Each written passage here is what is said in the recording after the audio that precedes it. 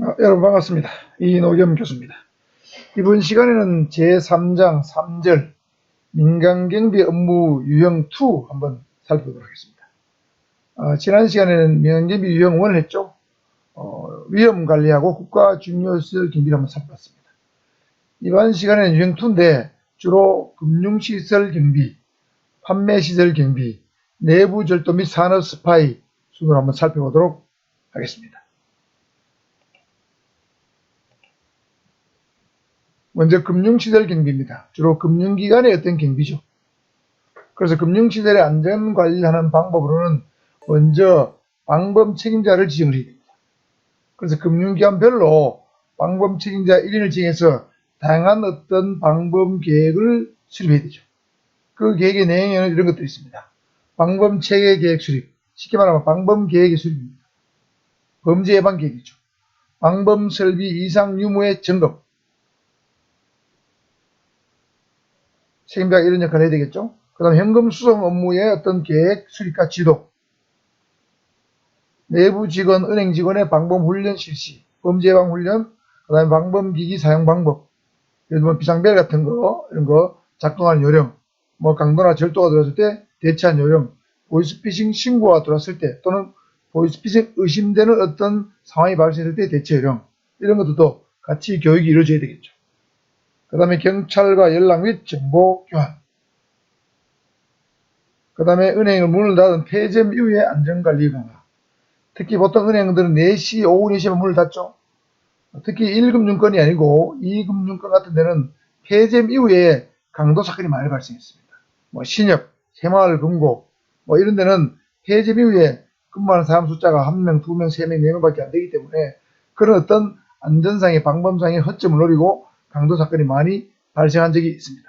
폐점 이후에 안전관리 강화 대책 이런 것들도 이루어져야 되는데, 저도 우리 집 주변에 새마을금고 지하에 제가 탁구를 자주 치러 갑니다만은 여기도 보면 오후 4시에 문을 닫습니다.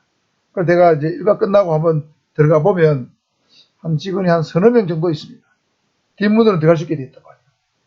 그래서 그런 선언밖에 안 되고 외부에서는 금관이 안 보이기 때문에 안에서 어떤 범죄가 이루어져도 사실 외부에서 알기 힘들죠. 그런 허점을 노리는 경우에 어떤 대책도 방범 책임자가 만들어둬야 된다, 이런 얘기입니다. 그 다음에 민간경비원의 근무 요령입니다.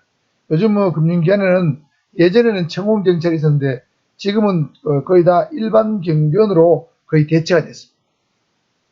우체국 같은 데도 그렇고 일반 민간 금융기관도 똑같습니다. 복장은 특수경비원처럼 보이거나 청경처럼 보이지만 사실 일반 경비원들이 거의 대부분입니다. 그래서 경비원하고 은행 직원이 합동으로 근무하고 있는 그런 시스템이죠. 그래서 경비원의 근무 요령은 첫째, 경비원의 근무 위치는 어떤 의심스러운 행동을 하는 자를 경비원 측에서 먼저 발견할 수 있는 위치를 선정해야 됩니다. 그래서 고객의 출입이 완전하게 확인할 수 있는 그런 위치에 근무해야 되고, 그 다음에 구체적으로 정해진 근무 요령에 따라 실시하되 가능한 둘 이상이 실시하는 게 효과적입니다. 그런데 현실적으로 보면 금융기관에서 비용을 줄이는 차원에서 1인 근무하는 곳이 너무 많습니다. 사실 위험성이 상당히 있다고 봐야 됩니다.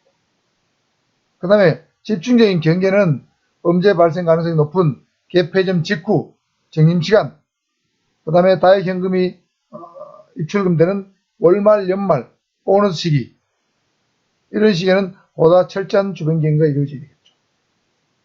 그 다음에 경비원이 휴가를 가거나 휴식을 가거나 교대할 때는 근무 공백이 생기지 않도록 주의해야 되고, 중요사항은 항상 기록해야 되고, 경우에 따라서는 방범 책임자, 상급자 또는 경찰에 연락이 돼야 되겠죠.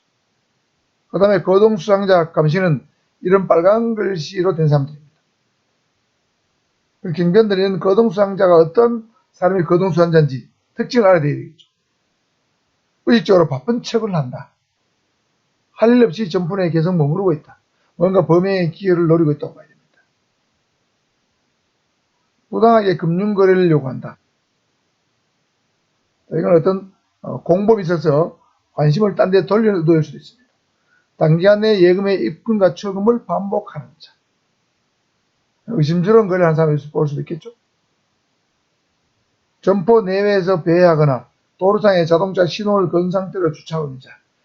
이런 사람들은 주로 고객이 돈을 찾아 나오는 것을 노리는 소매치기범일 가능성이 높습니다. 또한 다른 출입경 옆에 숨어서 출입하는 자. 이런 사람들이 바로 거주자입니다. 물론 요즘은 다른 출입경 옆에 숨어서 출입할 수가 없죠. 다 들어가면 은행에서 코비드19 때문에 전부 일일이 방역 체크를 하기 때문에 이런 것이 요즘은 불가능합니다만 평소엔 이런 경우가 있을 수 있겠죠. 그래서 이런 사람들에서는 당사자가 불쾌함을 갖지 않도록 유의하면서도 지속적으로 예의주시하면서 감시를 할 필요가 있겠습니다. 현금 호송 요령입니다.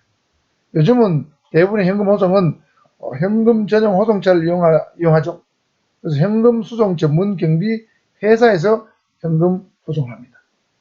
호송 경비를 전문하는 회사가 있죠. 그런 경우는 별 문제가 사실은 좀 적습니다.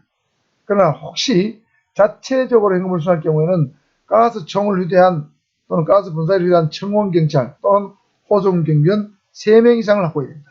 예전에는 이것이 2명인데 지금은 운전yon 하나, 호송경비원 2명 해서 3명 이상을 확보해야 됩니다. 사실 운전요원은 주차할 것이 마땅치 않으니까 은행 앞에 경비원이 내리면 운전요원은 주차 단속 때문에 외곽을 빙빙 도는 경우가 많았어요. 그래서 실제 호송요원은 1명밖에 안 되기 때문에 범죄 타겟이 되는 경우가 많았습니다. 그래서 이거를 규정을 2명에서 3명으로 바꿨습니다. 그 다음에 각종 통신수단, 긴급 무선 연락망을 구축해서 방금 책임자하고 수시로 통화 이루어져야 되겠죠. 그 다음에 현금 호송 노선은 한 개가 아니고 여러 개를 지정해야 됩니다. 가끔 여러분 현금 호송 차량이 틀린 경우 있죠. 강치를 당한 경우가 있습니다. 이런 경우는 현금 호송 차량의 노선이 그 다음에 운행 시간이 노출됐다는 뜻입니다. 거의 내부자가 결탁된 게 많습니다.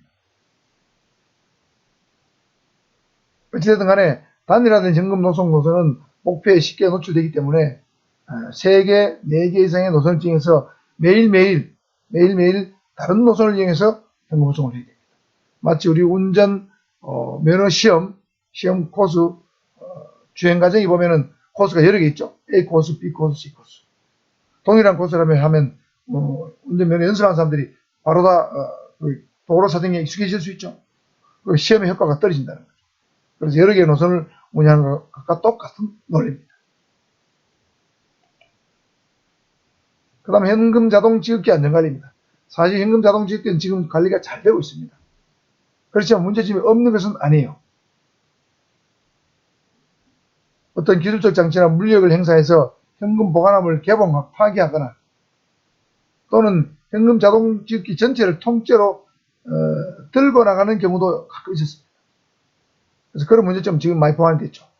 그 다음에 현금 자동 지급기에 두고 간 타인의 신용카드를 절취하거나 또는 거기에 두고 간 현금을 절취하거나 또는 위조한 신용카드를 사용해서 현금을 빼가는 그런 어떤 문제점이 있죠. 그래서 안전관리 대책으로는 뭐 이런 것들은 다 되어 있습니다. 경비 조명, 그 다음에 감시 카메라, 그 다음에 안면 인식 시스템, 비상 전화, 비상 버튼, 감시 거울, 그 다음에 출입구에 카드 출입 장치, 야간에는 폐쇄 장치. 어떤 ATM기에 가면 야간에는 어떤 카드가 있어야 들어가는 그런 장치도 설치된 것도 들어 있습니다. 그래서 이건 뭐 큰 문제는 없지만은 이런 문제점과 안전관리 대책이 수립돼야 된다는 걸 말씀드리고, 다음은 판매 시설의 경비입니다. 판매 시설은 주로 뭐 백화점, 쇼핑센터, 할인 매장, 그 다음에 도매상가, 뭐 이런 각종 상업용 시설의 경비죠. 여기는 다양한 어떤 문제점 또는 범죄가 발생할 소지가 많기 때문입니다. 주요 범죄 유형은 크게 6가지로 볼 수 있습니다.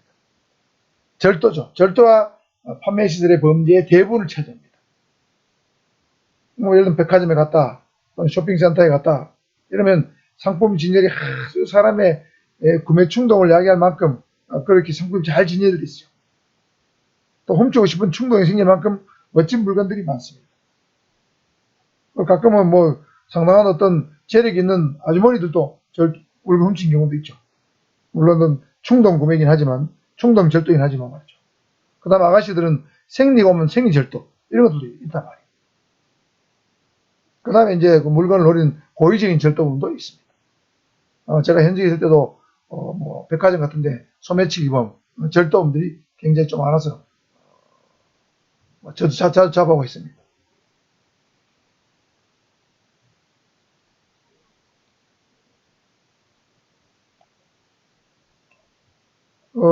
제가 있는 집 주변에 수영구 망미동에는 코스트코라 하는 미국 어떤 대형 판매 시설이 있습니다. 도매를 전문으로 한 곳이죠. 거기에 절도 사건이 많이 발생하더라고요. 제가 이제 영사까지 할 때 보니까. 근데 거기는 무슨 뭐 CCTV 같은 게 없어요. 오로지 경비원만이 일어나는 경비 업무를 하고 있더라고요. 그래서 한국 사람들이 CCTV가 없으니까 물건 훔치다가 많이 잡혀요. 그래가지고 만원짜리, 2만원짜리 훔치고도 뭐 돈을 말이 50만원, 100만원씩 물어내는 경우가 많더라고요. 그래서 저는 이 코스트코는 왜 CCTV를 설치하지 않을까? 설치하라 해도 제가 설치하라고 권고를 해도 본사방 집이 설치 안 하게 돼 있다. 그래서 일부러 설치 안 합니다. 그래서 오로지 사람이 한 경비만 하고 있더라고요. 그래서 제가 속으로 일부러 그 코스트코는 저렇게 하나? 한국 사람 물건 훔치고 나면 합의금 많이 받으라고 저렇게 운영을 하나? 그런 의심이 들 정도의 그런 절도 사건이 많았습니다. 그래서 여러분, 코스트코를 이용하시는 분들은 절도를 절대 해서 안 되겠지만은, 그런 시스템 운영됐다는 걸 아시기 바랍니다. 그 다음에 이 소매치기 많죠? 현금을 지는 일반인이 많기 때문에 소매치기 대상이 되죠. 그 다음에 폭행 협박으로 현금을 강취하는 강도범도 있지만 많지는 않습니다. 그 다음에 성범죄는 가끔 일어날 수 있습니다. 왜냐하면 이 판매시설, 백화점이나 뭐 쇼핑몰에 종사자는 거의 대부분 여성이죠. 그래서 화장실이나 지하주차장 등에서 성범죄, 성추행 같은 게 이루어질 수 있다는 거죠. 그 다음에 부정수표나 위조한 수표를 사용해서 결제하는 경우, 이런 경우도 있습니다. 요즘은 수표가 이렇게 많지 않아서 거의 신용카드로 결제하고 하니까 별로 이런 문제는 많이 줄어들었죠. 신용카드, 그 다음에 동백전, 각 지로 앞에 있잖아요. 그 다음에 체크카드, 이런 걸 다 결제하니까 이런 거는 많이 줄었습니다. 그 다음에 이제 내부 직원에 의한 범죄가 많죠. 또 판매점 같은 경우는 상품의 불법 반출, 주인 없을 때 알바생이 물건을 몰래 빼돌린다든가, 전표나 재고 잔고를 조작해서 횡령한다든가 착복한다든가, 이런 경우가 많습니다. 자, 그 중에서 중요한 것은 절도가 대부분을 차지한다는 것. 그 다음에 소매치기가 좀 많다는 것, 성범죄가 많다는 것. 이런 정도 알아두시면 되겠고요. 그 판매 시설의 경비 요령입니다. 상점에 있는 상점 현금을 보관하겠죠. 현금 보관소에는 타인의 접근이 통제도 되어 있죠. 예를 들면 고객이 훔쳐갈 수도 있습니다. 또 절도범이 노릴 수도 있겠죠.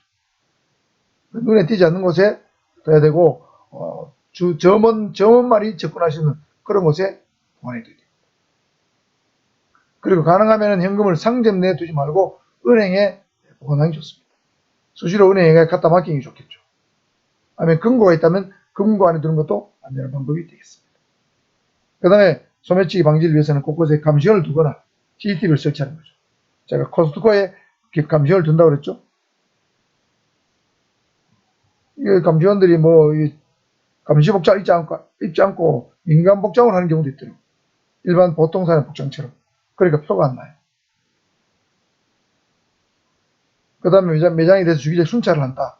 그 다음에 정복과 사복 착용 경비원으로 이원해서 동시에 활동을 한다.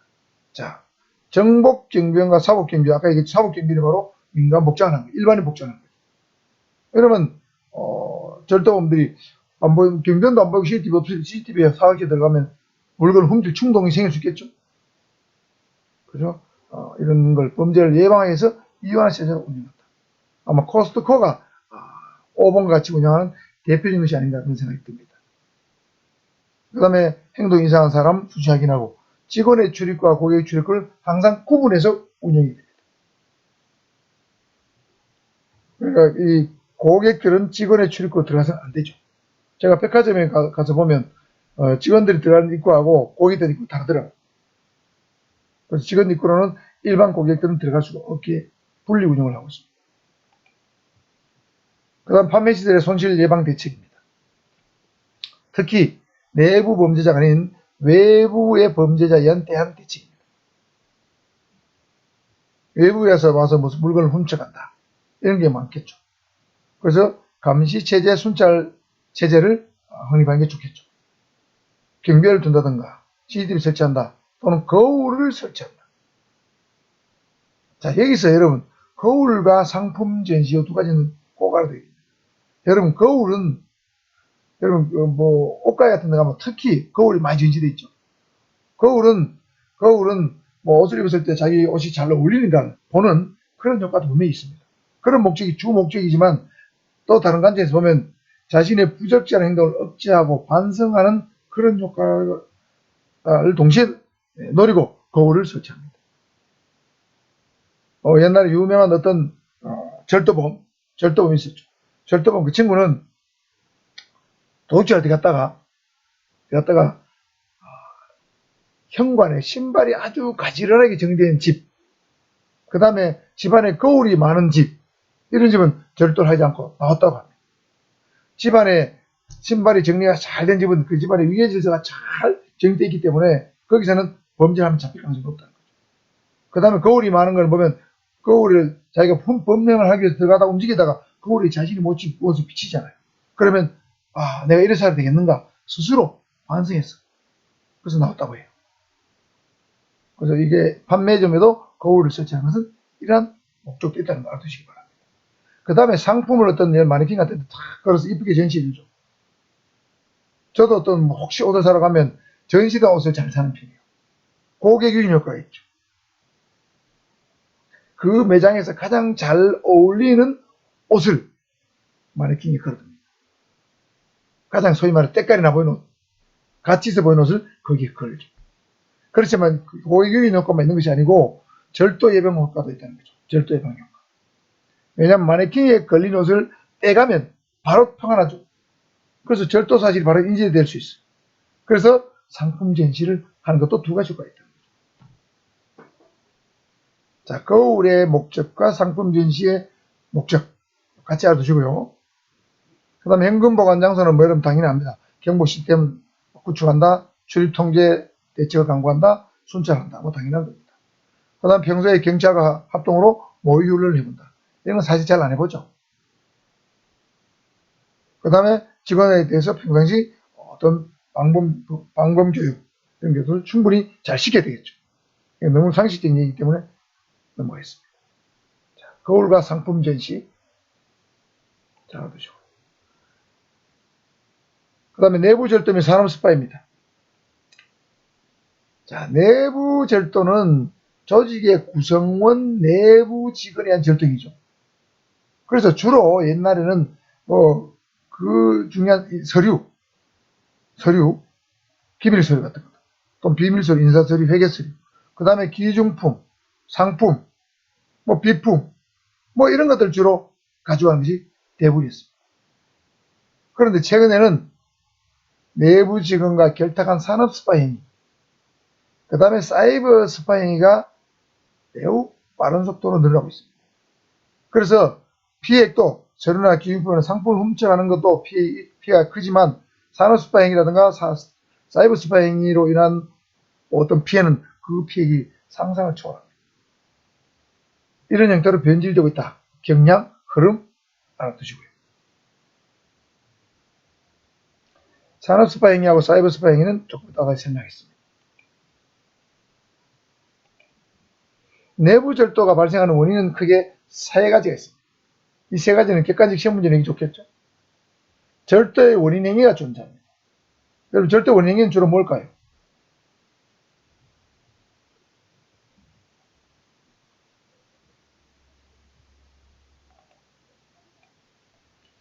내가 좋은 물건을 갖고 싶은데 돈이 없어요. 그럼 절도할 수 있겠죠. 그렇지 않습니까? 그 다음에 내가 소득에 비해서 내가 씀씀이가 너무 커. 내 한 달 소득은 300만 원인데 카드로 500만 원에서 지킨다. 외제차를 막 비싼 리스 비용을 지불하고 산다. 운영하고 싶다. 좋은 술집 가서 술 먹고 싶다. 마시고 싶다. 좋은 옷을 사고 싶다. 명품에 막 빠진 사람도 있어요. 이런 사람들은 자기 소득으로는 감당할 수가 없어요. 그러면 남의 물건 훔칠 수밖에 없는 거예요. 절도 원인이 존재하는 거죠. 돈이 없어도 절도를 하고 돈이 있어도 어떤 사치 성향이라든가 그런 어떤 명품을 선호하는 경향이 강하다면 절도가 발생할 수 있어요. 내부 직원이 그런 사람 있잖아요. 소득에 비해서 너무 씀씀이가 큰 사람도 있어요. 문제입니다. 그런데 절도의 환경이 또 곁들여진다면 절도를 할 가능성이 없죠. 절도 환경이 뭐겠습니까? 훔쳐갈 수 있는 환경이죠. 예를 들면 CCTV가 없다. CCTV 사각지대가 존재한다. 감시원도 부족하거나 감시가 느슨하다. 그 다음에 내가 알바생인데 점원인데 주인이 뭐 일일 잔고를 확인하지 않는다.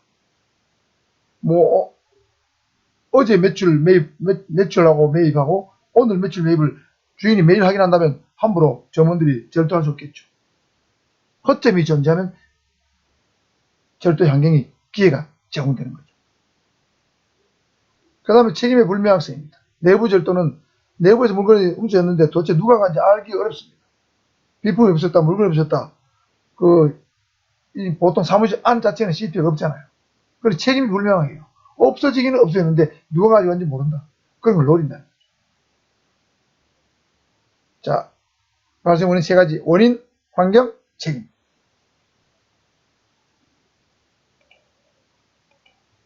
내부 절도의 특성입니다. 내부 절도는 대부분 모두가 인식하지 못하는 상황에서 이루어지죠. 스리슬쩍 없어지는 거예요. 누가 그런지도 모르고 왜 없어요? 언제 없어진지도 모른다는 거죠. 그래서 색출하거나 방지하거나 예방하는 데 어려움이 많다는 거죠. 그 다음에 최근에는 인터넷 등 컴퓨터를 이용한 컴퓨터 사기는 일반 절도보다 더 색출이 어렵고 피해 규모도 더 크다는 거죠. 자, 이 컴퓨터 사기는 주로 은행원들이 하는 게 많죠. 은행원들이 고객의 계좌에서 돈을 몰래 빼서 자기의 계좌로 또는 자기가 만들어 놓은 가상의 계좌로 제3자의 계좌로 돈을 빼돌리는 거죠. 이런 것들은 정말 색출이죠. 그 고객이 확인하기 전에는 사기 어떤 피해가 발생을 알 수가 없습니다.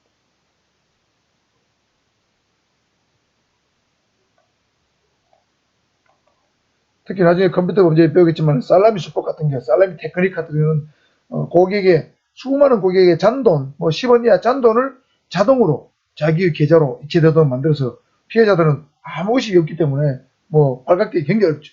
그러나 그 잔돈을 모으면 큰 돈이 됩니다. 이런 컴퓨터 사기 범죄도 일어날 수 있다는 거죠. 내부 절도의 외부적 징표입니다. 내부 절도범은 주로 이러한 어떤 외부적 징후가 보인다는 거죠. 화생활자, 낭비액이 심한 자, 돈은 월급은 250만 원인데 몇 자를 타고 다닌다. 명품 가방을 몇 개씩 갖고 다닌다. 가방이 자주 바뀐다. 명품 옷을 걸치고 다닌다. 이런 사람 있잖아요. 이 사람은 뭔가 어디서 뒷구멍으로 돈이 생기지 않으면 이렇게 그렇게 살 수가 없겠죠. 상습적 과음 알코올 중독자. 알코올 중독자 이게 문제입니다. 제 주변에도 보면 알코올 중독자 내지 알코올 중독자 가까운 사람이 있어요. 제가 어제 내 친구 만나니까 보름 동안 술 먹는 사람이 있더라고요.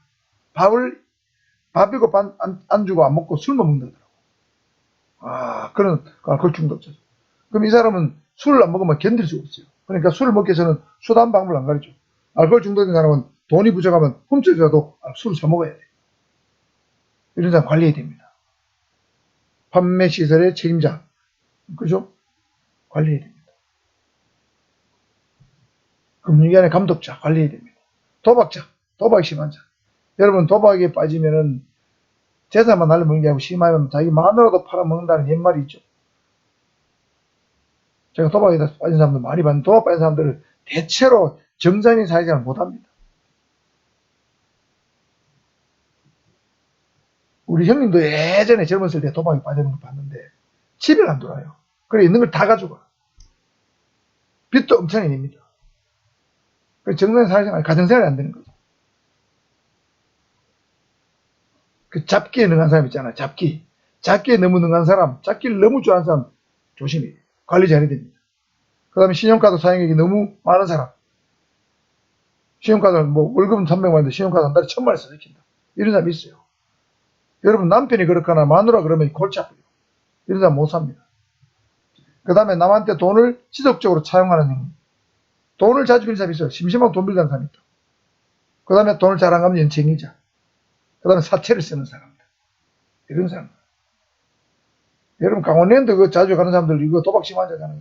그런 사람 치고 온전한 사회생활 하는 사람 거의 없어요. 여러분, 그런 말 들었잖아요. 강원랜드 앞에는 폐가 망신한 사람이 질비하다. 도박이 너무 심하게 빠진 거예요. 적당히 즐기면 됩니다. 포커, 고스톱 적당히 즐기면 되죠.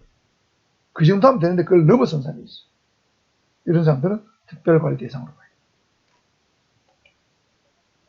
자, 내부절도 유형은 물품절도입니다. 대부분 이런 거는 뭐 백화점이나 금융기관 이런 데서 많이 발생하죠. 뭐 물품이나 현금을 주로 취급하니까. 그래서 물품절도는 비교적 적발이 용이합니다. 뭐 주인이 맘먹으면 할 수 있죠. 그 다음 유형을 보면 현금하고 수표를 절취한다. 기증품을 절취한다. 물품과 비품, 상품을 절취한다. 손님의 신용카드를 부정 사용한다. 그 다음에 설비나 기계를 팔아서 착보한다. 이건 주로 이제 공장 같은데 비싼 설비 기계 있죠. 요거 사장의 관심 소홀한 틈을 이용해서 팔아먹는 게 있어요. 그 다음에 비싼 기자재, 자재 이런 거 팔아먹는 사람이 있더라고요. 동선 같은 거 있잖아요. 구리 동선 이런 거 비싸니까. 재고 관리를 제대로 안 하면 팔아먹어요. 몰라요. 이 담당자들은 아는 거예요. 그 특점을 알아요. 그 다음에 서류 조작에 의한 공금행위입니다. 최근에 여러분 오스템 임플란트 직원이 2천억 이상 행위 사건이 터졌죠. 지금 아주 수사 중입니다만은 제가 볼 때는 이 친구가 아마 이 서류를 조작해서 돈을 뺀 게 아니냐. 그 다음에 거기에 공인인증서하고 OTP 카드도 이 친구가 관리하면서 서류 조작하고 공인인증서 보관, OTP 관리를 자기가 직접 하면서 돈을 빼는 것 같아요. 근데 오스템 임플란트도 사실은 뭐 제가 볼 때는 내막은 모르겠지만 일개 직원이 2년밖에 입사한 2년밖에 안 된 직원이 2천억을 빼먹을 때까지 몰랐다. 내가 볼 때는 내부적으로 관리 시스템이 엉망이라고 저는 보입니다. 이렇게 하려면 안 되죠. 서류 조작에는 공금 행령은 주로 서류를 많이 다루는 부서에서 일어납니다. 회계부서, 인사부서, 구매부서. 그러니까 그 친구들은 자기 그 부서의 전문적 지식을 이용해서 서류를 조작하는 거죠. 그래서 돈을 빼먹는 거예요. 그래서 전문적 지식을 이용함으로 사전 예방이 어려운 특징이 있습니다. 그 다음에 잘 발견이 안 돼요. 여러분 회계소리 봐도 모르잖아요. 일반인이 봐도. 그죠? 일일이 대조 안 해보면 알 수가 없습니다. 정밀 감사를 통해서 우연히 발견한 경우가 대부분입니다. 제가 다니는 우리 탁구장에도 몇 년 전에 총무가 회계 관리를 잘 못해서 어떤 공금이 좀 빠져나간 것을 발견했어요. 어떤 분이 이제 뭐 서류를 갖다 놓고 맨날 며칠을 들여다봤어요. 들여다봐서 이게 돈을 말이야 수입을 제대로 기록 안 한 거예요. 예를 들면 찬조금 받은 거, 뭐 회비 받은 거 이걸 제대로 기록 안 하고 지출은 다 적고, 그러니까 수입을 덜 적으니까 수입을 덜 적은 만큼 자기 빼먹은 거예요. 그래서 다시 물어내겠습니다. 그 다음에 여기 우리 주변에 경로당도 그렇더라고요. 경로당도 어떤 새로 된 회장님이 발견했는데 역대 경로당 회장님하고 총무가 도리가 대충 짜고 400만 원을 빼먹더라고요. 그래서 다시 물어냈습니다. 그러니까 이게 한 업무를 계속 하게 되면 그 전문적 지식을 이용하면서 서류상의 허점을 이용해서 돈을 관리하는 허점을 이용해서 돈을 빼먹어요. 그래서 사전 예방이 어렵고 우연히 발견되는 경우가 많다는 거죠. 정밀 감사하지 않으면 발견 못한다는 거죠. 자, 유형은 가공직원을 이용한 금융첩보. 이런 게 일반 기업이 많죠. 예를 들면 남편이 사장인데 마누라하고 다른 근무도 안 해. 근데 마누라도 직원, 딸도 직원. 그러니까 남편 돈 챙기는 거죠. 서류 조작에 의한 부정한 수당 착보. 출장 안 가는데 출장 수당 주는 거지. 한 것처럼 해서. 책임자의 도장이나 서명을 통해서 부정한 비용을 지출한다. 보통 사장이나 관리자들이 도장을 밑에 찍어 맡기잖아요. 귀찮으니까. 그러니까 지가 도장 비용을 지출해보면 도장 찍어요. 그 다음에 구매 명세서나 지급 명세서를 위조 변조해서 돈을 빼먹는 방법. 이건 주로 구매 부서죠. 부품 단가 조작에 의해서 차액을 척보하는 경우죠. 단가가 예를 들면 뭐 1,000원인데 그죠? 뭐 1,200원 해가지고 200원 자기 떼먹는 거죠. 그 다음에 현금 출납부상의 기록을 누락시키고 행위하죠. 우리 저 탁구장하고 똑같죠. 탁구장하고 똑같습니다. 총무가 수입을 기록 안 한 거죠. 뭐 이런 다양한 형태의 서류 조작에 의한 공금행위 사건이 유형이 있을 수 있습니다.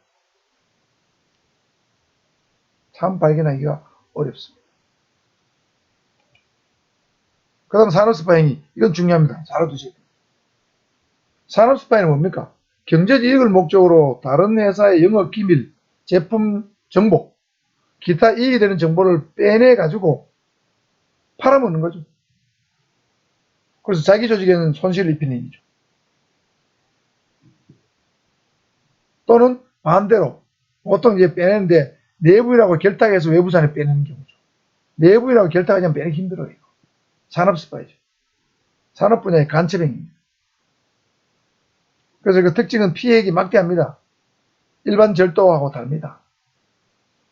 예전에 국내 무슨 모 전자회사 반도체 기술 해외 유출로 입은 피해액은 1조 이상이죠. 1조 이상입니다. 그래서 경찰은 매년 수백 건 이상의 산업기술주 사건을 적발해서 입건하고 있습니다. 그래서 각 시도 경찰청마다 산업기술 유출 수사대가 있습니다. 이 산업기술 유출 수사, 산업수사 행위는 탐정의 주요 업무 대상이 되죠. 산업스파 행위는 주로 경제적 이익을 목적으로 이루어지지만 가끔 원한이나 복수 이런 이유로 이루어지는 게 많고 주로 내부인과 결탁하거나 내부인 단독으로 이루어지는 경우가 있습니다. 내부인과 결탁해서 외부에 팔아먹거나 넘기거나 내부인이 혼자서 빼돌리는 경우. 미국의 설문조사를 해보니까 내부 직원의 정보 유출이 32%, 외부에서 침입한 해커 침입은 17%, 내부 직원의 정보를 절대 많다는 거죠. 결국엔 돈 벌라고, 내 돈 벌라고 내 내부 기술 빼보는 거예요. 예를 반도체 기술, 조선 기술. 우리나라에서 뭐 반도체나 조선은 세계 최고지 않습니까? 최근에 조선 기술이 일본에 중국이 다 뺏겼다. 그런 말 나오는데 제가 볼 때는 우리나라 굴지 조선 회사에서 누군가가 산업스파 행위해가지고 중국에 그 기술을 넘겨주고 거액을 받아 먹은 것이 아니냐. 이런 의심을 충분히 해볼 만. 그런 말들이 많이 돌았어요. 한참 조선회사, 여러분 막 구조정하고 막 공적자금 투입하고 법정 관리하고 그럴 때 있지 않습니까? 그때 그 기술을 빼돌린다. 그런 소문이 많이 돌았죠.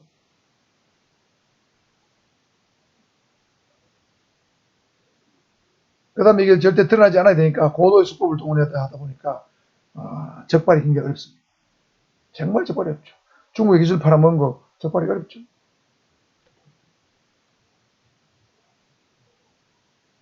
우리나라 이런 조선이라든가 뭐 반도체 이런 데 근무하는 사람들 대우도 잘해줘야 되겠고 그 사람들이 도덕적으로 잘 무장을 해야 됩니다. 이런 일이 발생하지 않도록. 그 기술 개발에 얼마나 연구원들이 공을 들인 겁니다. 함부로 자기 이익을 위해서 팔아먹는 건 배신행위죠. 저는 역적이라고 생각합니다. 매국노죠.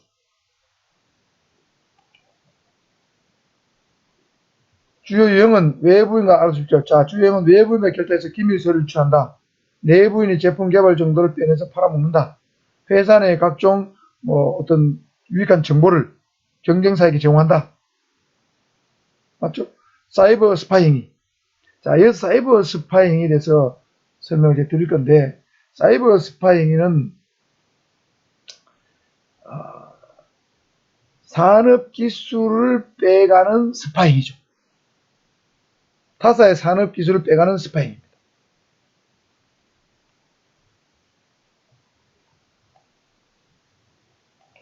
최근에 이제 여러분 사이버 스파이 행위에서 가장 이제 이슈가 되고 있는 것이 바로 틱톡이라는 겁니다.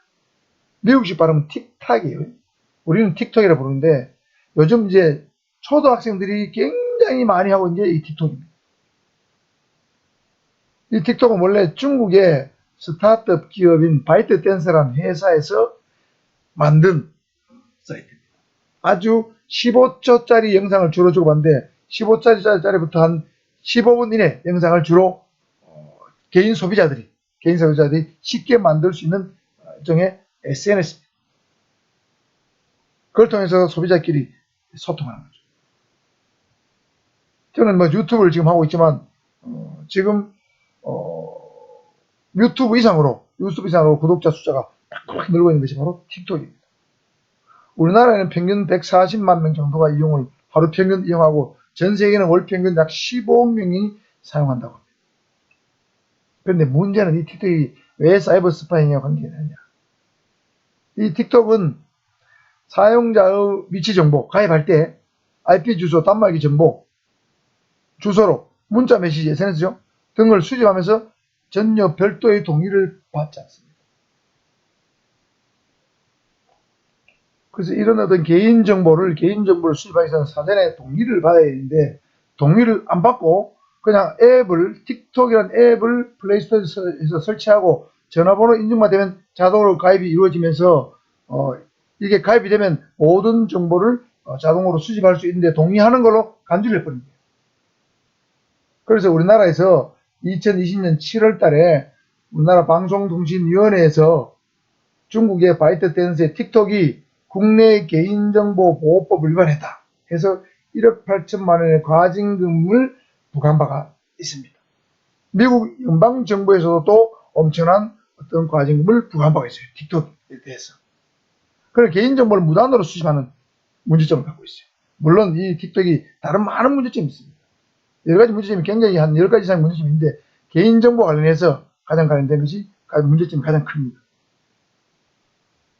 그 다음에 청소년에게 유의한 정보, 청소년이 접근해서 봐서는 안 될 정보도 무분별하게 이게 틱톡에서 그냥 유통이 되고 있고 그런 것도 하나의 문제점입니다. 그 다음에 중국 정부의 약간 비판적인 어떤 영상이 올라오면 기술적으로 다 차단시키고요. 그리고 정책 성향이 굉장히 띄고 있다는 거죠. 이런 것도 하나의 문제점입니다.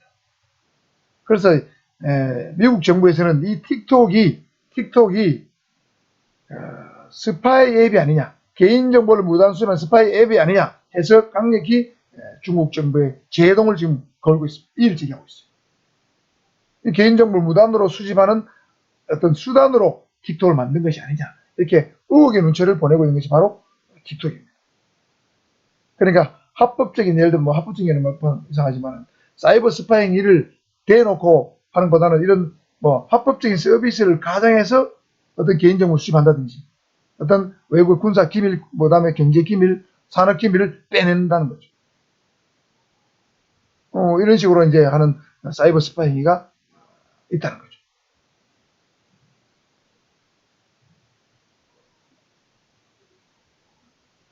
그 다음에 보안의식이 희박한 종사자의 부주의로 인한 어떤 유출. 이런 것들도 이제 있을 수 있겠죠.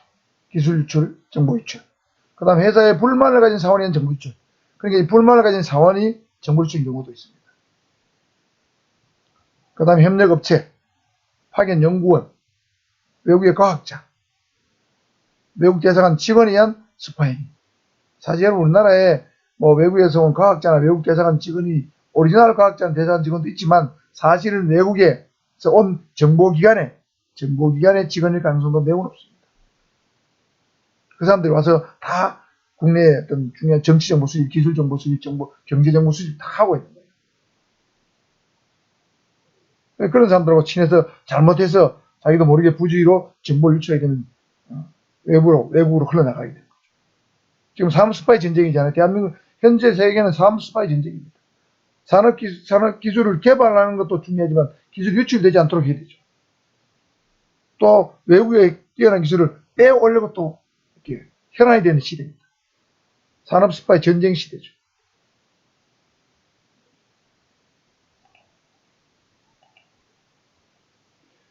그래서 이런 내부 절도의 경비 요령입니다. 고려사항은 경영주의 절대적 지원이 필요합니다.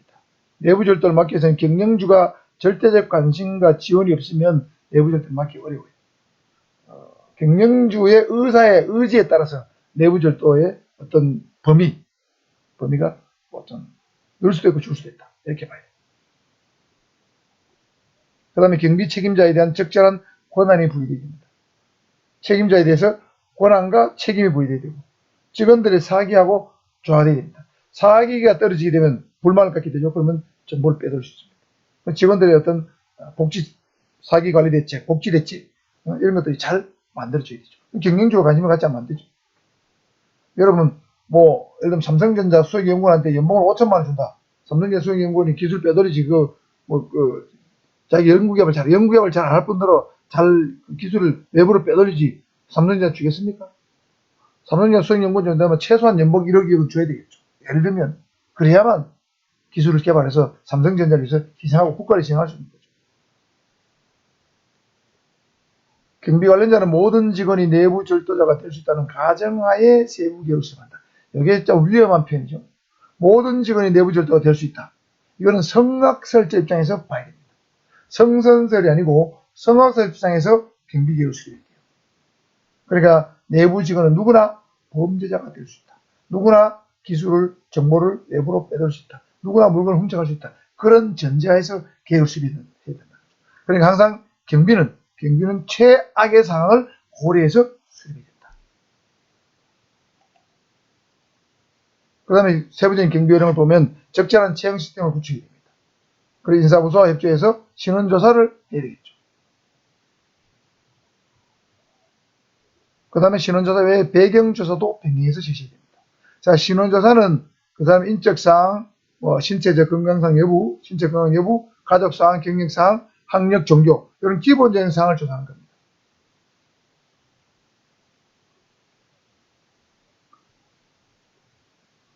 그 다음 배경조사는 부정혐의가 짙은 직원에 대해서만 별도로 시행하는 조사입니다.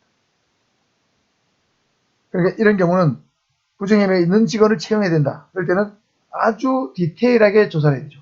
그 다음에 돈 씀씀이, 채권 채무관계, 재산관계, 동산부동산관계, 주식 이런 것도 조사해야 되겠죠. 가상화폐 투자하는 거 아닌가 이런 것도 조사해봐야 됩니다. 애정관계, 남녀관계 얘기잖아요. 이런 걸 다 조사해봐야 됩니다. 어제 제가 신사 아가씨 드라마를 보다 보니까 그 세령이라는 아가씨가 무슨 진사기업 둘째 아들하고 결혼을 하려고 한다. 그래가지고 양가 무슨 모임 양가 인사까지 하는 걸로 되어있는데 그 세령의 오빠가 진사기업 둘째 아들에 대해서 조사를 시켜보죠. 조사시키잖아요. 그 다음에 임예진인가 그 아줌마도 또 뭔가 알아봤는데 이 진사기업 둘째 아들이 문제가 많잖아요. 숨겨진 딸이 있다든가 초등학교 다니는 유치원 다니는 딸이 있다든가 그런 게 드러난단 말이에요. 그러니까 이 자식이 있는 걸 숨기고 결혼하려고 하는 거예요. 이런 것도 남녀관계 이런 것도 굉장히 중요해요. 이런 걸 세부적으로 경제적 관계, 일상생활의 관계 이런 거를 조사하는 것이 배경조사예요. 이 배경조사는 우리 탐정한테도 앞으로 우리가 들어올 수 있는 사입니다. 외국의 탐정은 이 배경조사에 대해서 배경조사를 의뢰한 경우가 많습니다. 예를 들면 결혼 상대자가 있다. 이 사람 신원조사, 배경조사 해줘요. 탐정회사에 의뢰가 들어옵니다. 그 배경조사 하는 데는 굉장히 돈이 많이 들죠. 탐정한테 비용을 많이 지급해야 됩니다. 그런데 자칫하면 프라이버시, 사생활 침해 문제가 소문될 수 있죠. 그래서 이 탐정은 합법과 불법의 경계에 있을 가능성이 높습니다. 그래서 그 한계를 잘 이렇게 설정해 가면서 스스로 정리해 가면서 탐정 활동을 해야 됩니다. 그렇지 않으면 자칫하면 불법이다. 그렇죠. 불법의 문제에 휘말려서 범죄가 될 수도 있습니다. 그 다음에 안정된 근무 환경을 조성해야 되겠죠. 직원의 사기나 충성도를 높일 수 있는 그런 근무 환경을 만들어줘야 되고, 역시 경영주가 만들어줘야 되죠. 그 다음 평소에 내부절도 직무자들, 아까 도박이 심한 사람, 알코올 중독 이런 사람 있잖아요. 이 사람들은 표시하지 않게 주시하고 감시해야 됩니다. 예를 들면 경찰도 급여에 월급에 압류가 들어오는 사람이 있어요. 이런 사람들은 특별관리 대상자입니다. 그래서 한 달에 한 번씩 예를 들면 빚을 얼마나 갚았나 그걸 보고하게 돼 있어요. 감찰에 조사를 합니다. 그런 사람은 부정부패에 연루될 가능성이 높기 때문에 똑같은 논리입니다. 전과자, 가석방자는 무조건 채용을 거부하는 것은 국가고용정책상 바람직하지 않다. 채용 후의 범행 가능성을 대비해서 계획을 수립한다. 자, 전과자나 가석방자 이런 사람들은 채용해야 되느냐 말아야 되느냐. 사실상 채용 안 하는 게 좋겠죠. 그런데 안 하면 국가고용정책하고 배치되기 때문에 채용을 하되 항상 범행 가능성을 염두에 두고 더 심도 있는 개인 수집이 되겠죠. 그 다음에 내부 절도는 일반 경비원이 감당하기에는 무리가 있습니다. 그래서 내부 절도 전문 전담 경비원을 두는 것이 좋다는 거죠. 그 다음에 정밀회의 검사를 해야 됩니다. 이런 것들도 전부 다 경영주의 의지가 없으면 안 되겠죠. 경비원을 두는 것도 돈 아까게 되기 때문에 전문 경비원을 두라고 돈이 더 들겠죠. 임금을 많이 줘야 되잖아요. 경영적 의지가 없으면 내부 절도를 예방하기가 쉽지 않다는 거죠. 그 다음에 경비 프로그램은 주기적으로 바꿔줘야 됩니다. 경비 프로그램 예를 들면 뭐 CCTV를 설치했다, 뭘 했다 하겠죠. 출입 통제 시스템을 만들었다 그러면 내부 범죄 억제 효과가 있습니다. 그러나 완전한 건 아니죠. 그 경비 프로그램 운영 시스템을 다 안다면 부정행위를 유발할 수 있죠. 그 허점을 알고. 그래서 경비 프로그램은 수시로 변경할 필요가 있습니다. CCTV가 비치는 각도도 수시로 바꿀 필요가 있죠. 그 다음 중요 문서나 기록에 접근하는 것은 허가받은 자 외에는 철저히 제한이 됩니다. 중요 문서, 중요 시설, 중요 기록. 그리고 만일에 접근한 경우는 경비 책임자가 알 수 있도록 시스템이 구축되어야 되고 권한과 책임이 명백히 규정되어야 됩니다. 경비 책임자에 대해서는 적절한 권한이 주어져야 되고 그 다음 부정행위가 적발됐을 때는 반드시 민사상, 형사상 책임을 명백하게 물어야만 내부 절도를 또 이 제2, 제3의 내부 절도가 일어나는 것을 막을 수 있다는 뜻입니다. 자, 이상으로 금융시설 경비, 판매시설 경비, 내부 절도 및 산업 스파이까지 한번 살펴봤습니다. 다음 시간에는 경비업무 유형 3 의료시설 경비부터 살펴보는 시간을 갖도록 하겠습니다.